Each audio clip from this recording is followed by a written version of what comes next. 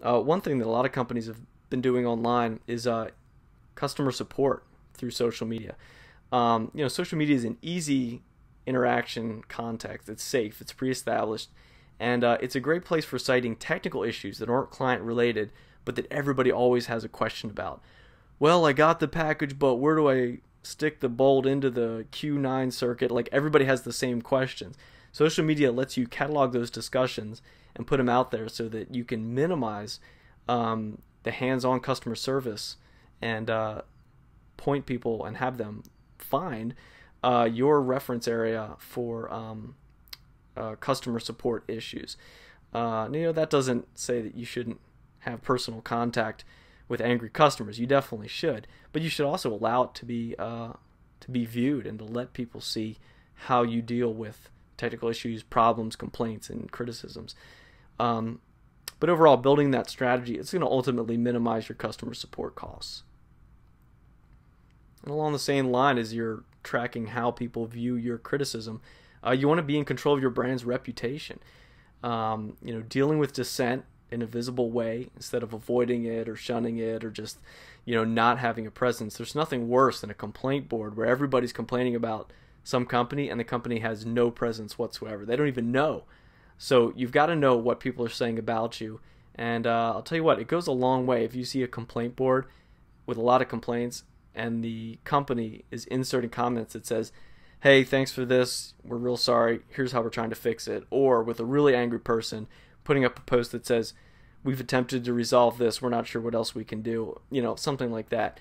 But having a polite voice that's searchable and that's out there for categorical dissent, that's going to go a long way. And that's where social media is shifting in terms of everybody criticism. It started with like restaurants, people uploading their own user reviews of restaurants, but now it's just spilling everywhere, and everybody is looking to input their criticism. In fact, most Amazon sales, people decide based on reading customer reviews, not just facts the product says about itself, but what other users say about the product. So that's pretty important. And also, you want to know if there's a crisis or an issue in your industry with your company. If you're in oil and there's suddenly an oil spill, you got to respond first, and you got to respond fast. And social networking done the right way puts you in the absolute fastest position to receive news and know what's happening in terms of crises or issues. Also, social media as a research tool. We've all Googled the competition, but social media lets us observe competitors' business and also observe what their customers are saying about them. And that's a way to really tap into a market share in terms of your competitor's business. If they're doing something wrong, maybe if you can find the people who are angry, they can be your customers instead of theirs. Tracking trends and hot topics, obviously, and also monitoring and sharing real-time events and industry news. These are all ways that using social media, not just to broadcast, but to listen, these are going to be ways that are going to help you deliver better results. And lastly, a lot of people ask, well, how do you measure the return on your investment? How do you determine how much time and effort goes into it? I do this, how many clients am I going to get? What's the payoff? And measuring ROI in this sense is not as tactile. How do you measure it for your phone or your web hosting or your email? Those are a little more slippery because those are more so foundational business tools. And social media has really become a foundational business tool. It's a medium, not necessarily an employee, but it's a way that you do things. But just to clarify, social media, it is measurable, it is trackable.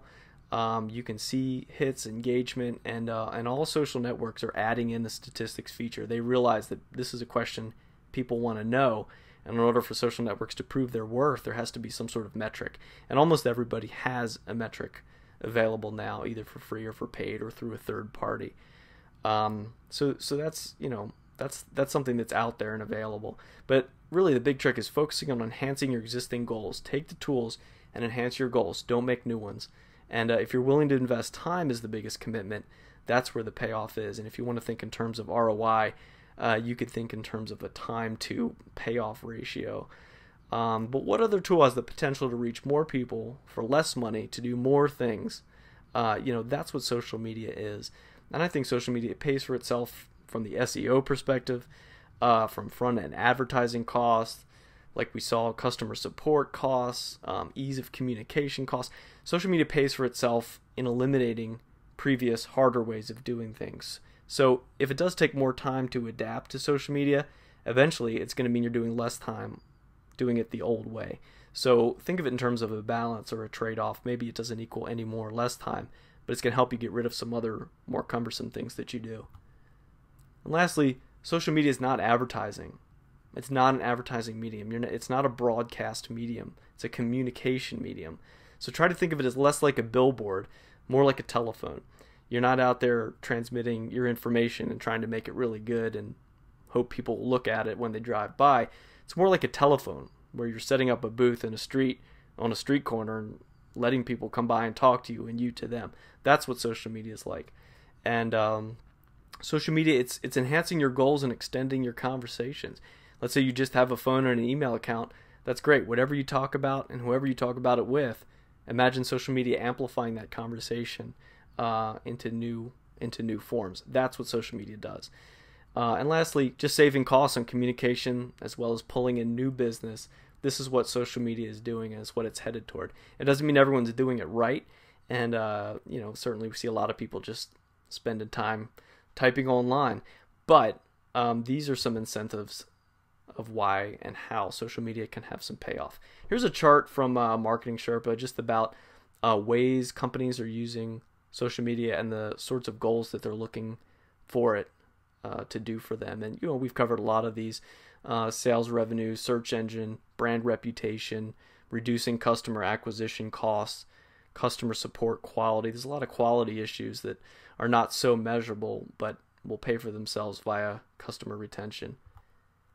And lastly, here's 2 case studies that you can check out. Here's one about our YouTube video and how we got a first position Google rank and some of the things that went into our social media approach to having that be a search engine optimization topic. And lastly, here's a couple stories on Mashable about 5 stories of social media success. Just some examples of companies and individuals who have had some success, and share their stories with you a little bit. So hope this has helped. You can get the PowerPoint too, but please enjoy this video, and let's talk soon.